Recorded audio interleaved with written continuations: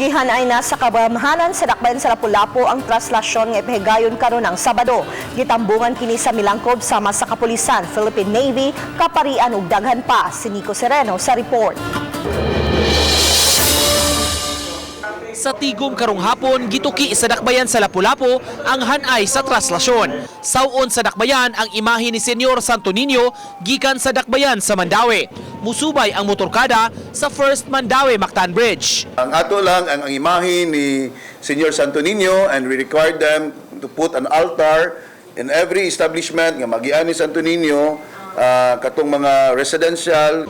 Gikan sa First Bridge, gipahibaw ni Mayor Junard Chan nga way putol-putol ang awit sa Batubalani sa Gugma hangtod sa pag-abot sa Navforsen kundi isakay ang imahin sa Senyor o sa Birhen sa Guadalupe. Usa sa gipaniguro sa mayor nga mabutangan og screen ang gawa sa simbahan sa Birhen de la Regla aron makit-an sa mga deboto ang seremonyas sulod sa simbahan.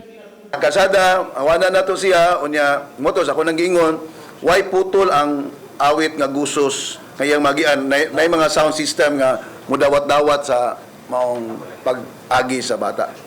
Uba ni June Solon, Nico Sereno, Balitang Bisdak.